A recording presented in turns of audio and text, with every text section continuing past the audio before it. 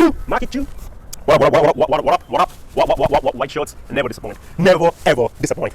You're not throwing a fucking white shirt. Meeting, date, fucking funeral, shit always works. Anyway, namaste, guys. Namaste.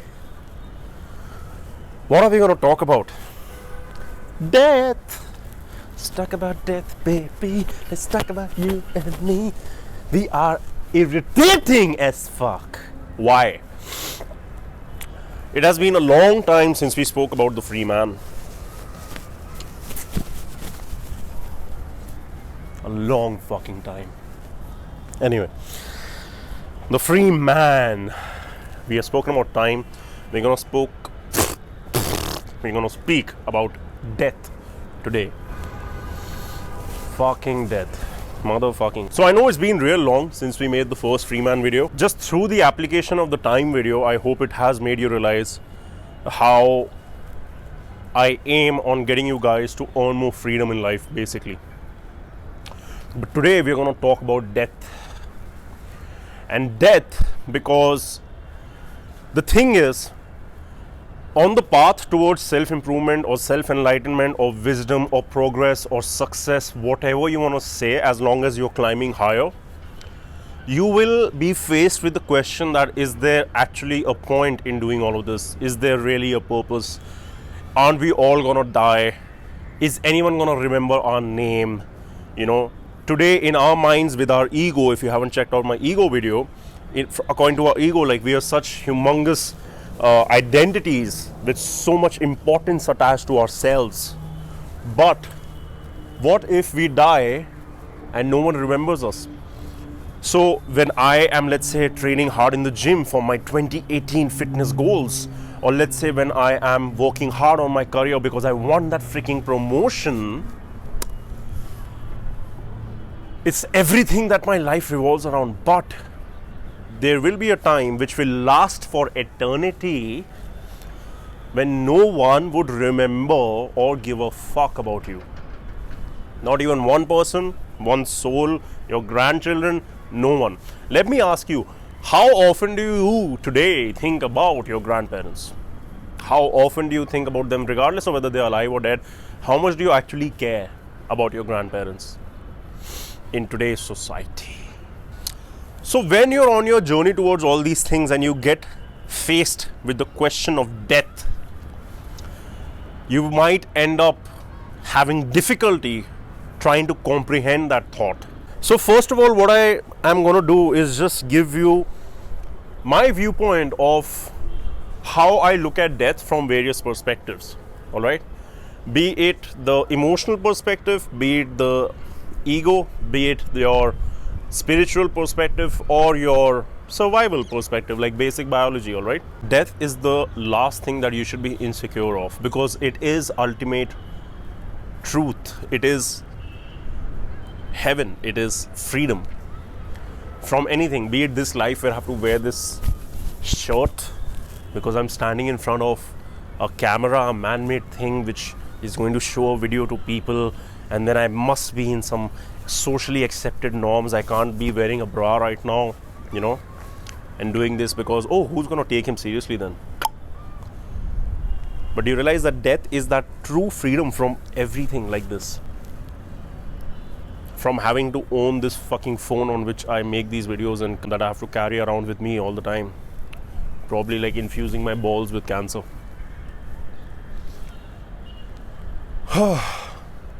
But yeah, so it is freedom from all of these things, such as, you know, having to be in this material world with these material possessions or money or, you know, phones or Instagram and shit like that. And then it is also freedom from your own physiology, from your own biology, because ultimately we are a sack of flesh and bones, and within that sack there are a million processes running every second, and we are a slave to them. All right, our whole big ass brain cannot be more superior than one small biochemical process, because if that stops taking place, then we might die. If that stops running, we might die. So this is like this conversation is going to go everywhere, but basically even for a saint, death is actual liberation and nirvana, because even a saint who has renounced everything in his life, who has given up everything, who's, let's say, living under a tree, he still ends up eating food, he still ends up searching for it, he still ends up taking a dump every day, he still ends up having to pee. And there are times when, let's say, I'm in the middle of an experience and I have to pee, but I don't want to pee. Are you getting the kind of freedom I'm talking about? Ultimate freedom. Ultimate freedom. No dependencies whatsoever. That is what death is. And my dog is soaking in the sun. Like, even a saint does give in to his ultimate natural urges of hunger and sleep and stuff like that. So even he tries to run away from death, all right, in the most basic forms of functioning. And if you look at the richest people, they try to run away from death by like trying to accumulate as much wealth as possible, get as many surgeries to prolong their life. Let's say if they got a heart attack at 60, they put up a stent in their heart. Oh, you get 10 more years. Let's say your knee stop fucking functioning, they get a knee replacement. So everyone tries to run away from death. All right. Today, the life that you're trying to build, regardless of whether you're a student or a young person starting out your career or whatever it is, why are you doing it? Just to ensure so that you don't die tomorrow. So that you can keep putting food in your mouth, you can have a roof over your head. And then there's also the emotional perspective of this whole thing, because we don't want to be detached or taken away from our loved ones. We want to stay close to our family, close to the friends we have. We feel fear and loneliness when we have no one around us. Let's say if you go on an expedition or solo travel or something, no matter how much you enjoy that experience, you do have a need to belong. You do have a need to feel like you're part of a social group, because that's how we function. We are human beings, we are social animals. And when it comes to the ego, I think that's the biggest battle, because in our minds, our life holds so much importance, right? Like today, there could be like 100,000 people dying in Africa right now because of AIDS, but we don't give a shit. We don't give a shit, because let's say right now I have 10,000 bucks, all right? Let's say I have an X amount of money in my wallet right now. Today, I'm more concerned about making sure that I can derive maximum pleasure out of that money in my wallet when I go to the mall. And even though I'm a nice person with sympathy, empathy, and all those nice heavenly snowflake feelings, I don't give a shit that there are people dying right now in Africa. All right, because in my life, my pleasure over a good glass of wine and dinner tonight is more important than all those kids dying over there. Is it justified? Who am I to ask that question, and who are you to answer that? We are both no one. According to me, it is so confounding, this entire thought process of trying to figure out whose death matters more. If today your friend gets AIDS versus, let's say, those 100,000 people in Africa getting AIDS, logically or rationally, or however you want to put it, the actual damage is more in Africa. Humanity is incurring a heavier loss. But in our life and through our ego's perspective, our friend's life is more important. Why? Because maybe that friend gives us happiness. Maybe that friend is someone we have memories with. Maybe that friend is someone we look forward to getting drunk with, Good times. Looking forward to the good times possible with that one friend compared to like the 100,000 people who might die. But anyway, the first was I just wanted to expose you guys to all these various perspectives that you can have towards death, so that whenever you are faced with this particular amazing reality of life, you have some sense of direction and you have certain verticals according to which you can look at death, all right? Whether it is the emotional vertical, or it is the egoistic vertical or whatever it is, you can actually have some structure to your thoughts when it comes to thinking about death. Okay, so the next thing, should we really be afraid of death? Should we really try to run away from it? Should we really do everything possible in order to make sure that our life has only positivity in it? And let's say you have a group of friends who actually hate you, or let's say you have haters in your college, or let's say you have haters at your workplace, or let's say there are people who try to fuck with you, all right, or let's say like you're trying to minimize the amount of negativity coming towards you because it might damage your reputation, it might damage your sense of well-being, it might damage your self-image. You try to keep all negativity aside, right? You try to just take in whatever adds to who Sirhud Kalra is. What happens then? You start missing the point that is that we are all headed for the same fate. We are, regardless of whether your wife cheated on you or your boss fired you when you really needed that job in your life and you were depending on that source of income because you have a mortgage on and shit like that. Or whether you failed your exams, you failed your dreams, you didn't achieve whatever you set out to achieve in your sport or whatever it is. The understanding and acceptance of death only reduces the intensity of the impact that these things can have on you. But again, it's a dual effect, all right? So on one side, it reduces the intensity of every negative experience that you might go through, all right? I smashed my leg, I was in a wheelchair for 6 months. Understanding and accepting that death is the ultimate fate made me just go through that process very easily, all right? And when I had a rod being nailed into my entire leg, I could completely put that pain aside because I was like, this is not big enough, this pain is not big enough. But then also in your happiness, you need to understand that the realization that death is the ultimate fate will also reduce the intensity of happiness that you experience, all right?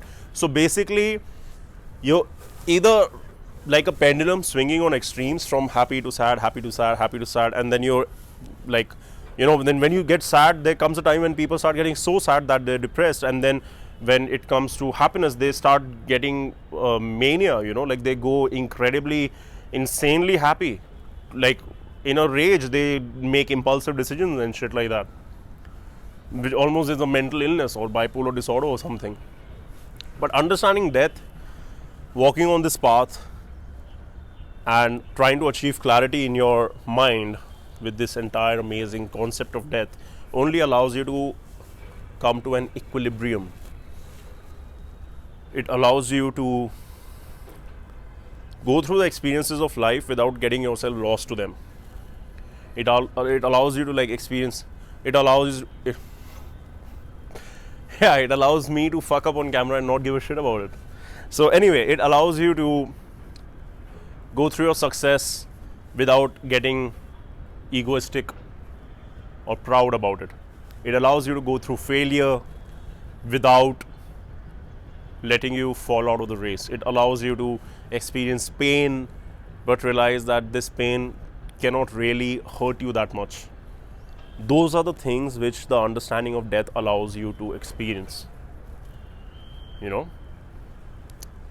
So understanding the concept and harnessing its power where it's advantageous to you is what I personally do and advocate, because I am someone who just wants to understand as much truth about as many things as possible, get clarity, and then depending on where I am in my life, what situation I am in, I can apply my understanding in my own beneficial ways. So let's say when I'm going through pain, I can apply it in a way where I can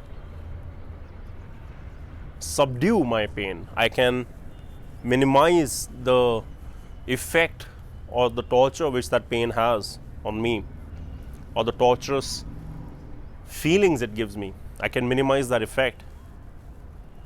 But when I'm happy, I can choose to ignore death and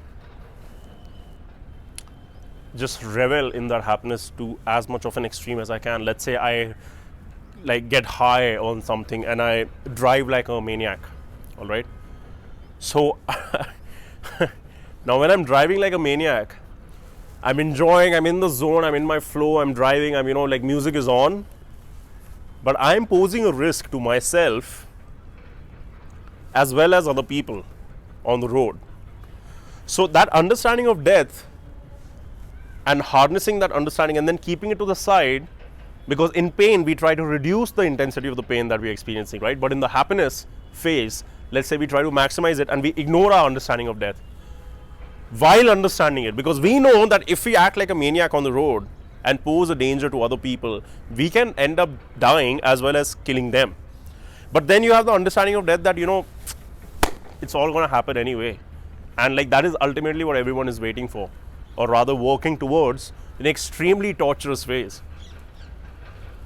So you enjoy your music and you drive like a maniac and you pose a threat, and if you come out of it completely clean, you're super happy, like you don't give a shit. You go like, holy shit, like I did something which I cannot normally do on a normal day, but today I'm extremely happy, so I was able to do it. And on the same note, if you end up actually having an accident and hurting people as well as yourself,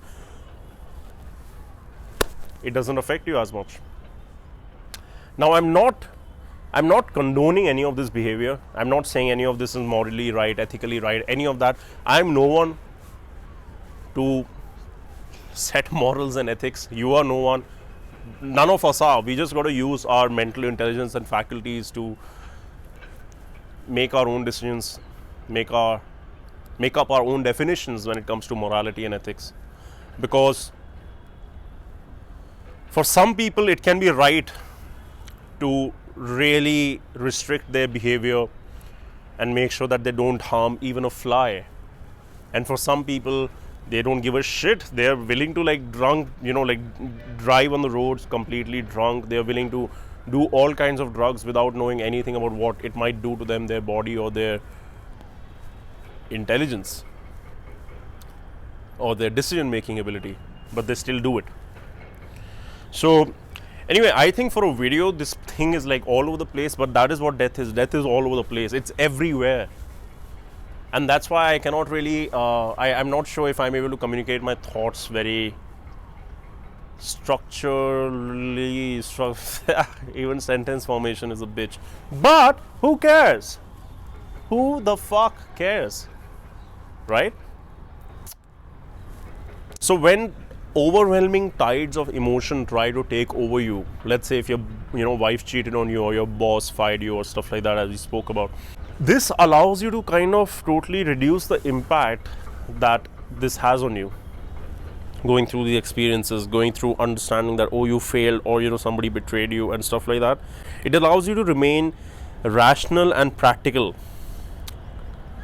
when these emotional roller coaster waves come, in your life. That pendulum swinging motion, you're able to control it, and as well as harness it. You're able to swing when you need to, and then when you don't want to swing, you can stay stable. And the last thing which I'm going to say, I really hope that this video is making some sense or giving you guys something. But the last thing I'm going to say is something which I've already spoken about in my suicide video, and that is YOLO. That death is amazing simply because it's going to happen only once. It is one of the most rare commodities available. You can't get it again and again. You can buy more gold, you can buy more experiences, you can travel more, you can drink more, you can fuck more, you can do anything more. And people think that if they can't do it today, that they've lost. They think, oh, today, I could not succeed, so I've lost. They don't understand that they are living every single day. YOLO, I destroyed that fucking thought, because you don't live only once. You live every day. You're getting new chances every day. You failed on your whatever dreams, fuck it, get new dreams or do new shit. But you die only once. Only once, and that's it. It's finished. Time's up, baby. That's it. So when you die, it's the finale, it's the ultimatum. Then why are you worrying today if you, let's say, got backstabbed by a colleague at work? Let's say if you didn't get promoted. Let's say if you got injured and you're you're an athlete or something, like why would you care? Since you know that you're gonna get the chance to repeat it. Because life is in ample supply. Resources are in ample supply. You can't have the mentality that achieving success, money, fun, sexual orgasms, whatever it is, that any of this is in scarce supply. You cannot have that thinking, because it's abundant, it's everywhere, and you can get it every other day. You can try for it again and again, succeed, fail, do controlling and learn how to make everything better, how to change your approach. You have that option with life. You have that lifeline, for the lack of a better word. But with death, you don't. Because with death, you're going to end up dying. That's it. Nothing else. No more chances.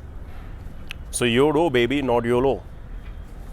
Anyway, I am going to throw this video into the Freeman playlist. Even though this has been very cloudy. But like, I just feel like maybe some of my videos nowadays are just getting more and more cloudy. But tell me if it's making sense to you, or tell me if this has sparked a new thought process or opened up a new area of your thinking which you maybe didn't have before.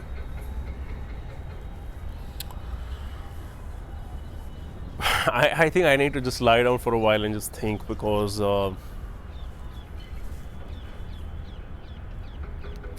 while talking to you, suddenly like some new things came into my head. See, that's the issue. This is what people don't know, all right?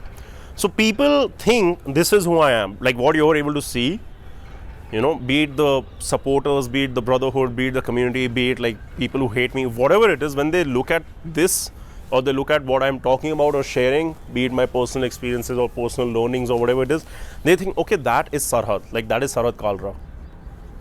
They don't realize that that was Sirhud Kalra, probably like 5-6 years ago. Because today what I can put into my into words is something which, because just all these thoughts were more and more complicated as time went on, right? So like, simple, what's there in my head today, I do not have an idea of what it is or what it means.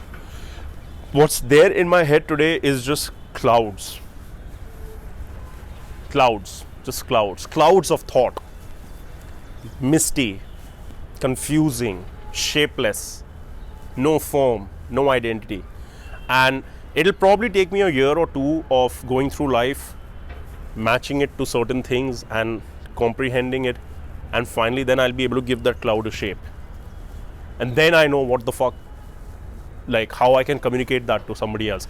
But what I'm talking about today is something which was in my head 3-4 years ago. That's why I'm able to talk about it today and share it.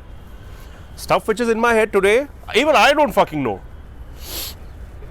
So that's the best thing. Like, I think in that case, I'm very unpredictable, because if people ever try to fuck with me, they always end up failing, because they always make the wrong judgment or assumptions. You know? But anyway, that's sad for them. I don't even know what to say about people who fucking hate me. There are a few people who like, and they don't understand that it's not difficult to understand if you are up to some shit today. They don't understand that everything is traceable. There are people who, there's this one particular girl, right? Everything I do, she's the first one to report it and dislike it and stuff. She's the first one. Like, I've got fucking 3 or 4 different kinds of tracking things going on, and I have I know everything which she's up to. And I just feel love, because I know why she hates me so much. I was someone who would have hated, you know, somebody like this at one point of time. But I just want her to come out, because how can you, as a human being, not, you know, like escalate? How can you like stay in one place for a prolonged period of time? Like, that is living death. That is living death right there. Like, if, like, disagreements, people not believing each other, people not agreeing with each other, people not being on the same page, that is like a core quality of humanity. That is why we have countries, that is why we have wars, that is why we have alliances, that is why we have relationships, because people, when they agree with each other, they are in a relationship. Be it sexual, be it strategic, be it friendship, whatever it is. And when people don't agree with each other, that's when, there's a strategy going on, there's dynamics, there's social dynamics, there's all this, and that's where certain conglomerates of relationships will fight against each other, be it with violence, or be it with strategy, or be it with business, or be it with love. So the most amazing thing about all those conglomerates is that it's in motion constantly. There are members in each conglomerate whose understanding is changing, who are changing alliances. There is motion in humanity. But then there are some people who deny motion. And then today, if I have a certain thought, like let's say all men are bad, I'm going to stick with that thought and I will deny motion. I will remain stagnant in that place, not further my understanding of it or regress it. No. I'm going to stay in that place. That is living death. When you are stuck in one place, when you're not open-minded, when you are not willing to actually have a drink with your enemy, you are living death. You are not experiencing life to the fullest. Out of all the people I speak to, I am the most amazingly well-behaved motherfucker with the people who hate me. And my friends hate me for this. My friends hate that I'm an asshole to them, and that the people who hate me, that I love them so much. Like I treat them with respect. I let them abuse me. I let them hit me. I let them do multiple things, and I just keep being more and more generous towards them. Because I'm trying to get that spark of life from them. Because why are they dead but still breathing? So when you can have a drink with your enemy, right? Remember that line. Like that's something good. Like when you can have a drink with your enemy, that's when you're like experiencing life to the fullest. Because you're still living. You don't give a fuck. You're engaging in dialogue. You might be having a heated argument. It's all good. But there are people who feel strongly about certain things, or hate somebody or love somebody, but they remain stagnant about it. Then you don't even deserve death, because death comes to those who, like the only people who actually have a funeral is the ones who leave behind a story of some sort, who were in those relationship conglomerates. There are people who are going to die, no one's going to give a fuck about them, because they were living while being dead. They were breathing, but they were shit pieces of humanity. Like they weren't doing anything about it. They were just trying to fuck with others, but only in their own head or subconsciously. Anyway, long video, fucking 30 minutes of recording. This is going to be a nightmare to edit, but I do it for you guys, because otherwise I'm a living bitch. Alright, but I don't know, man. This has been one of the most unstructured dialogues that I've had with you guys on camera. So I might even just end up putting this without any editing. And those who vibe with my frequency the most will end up watching it, and many will not watch it because, there's no flashing, graphics or sound effects to keep me engaged because of my attention deficit disorder to, this amazing screen on which I'm playing my video and sound and entertainment. Fuck you all.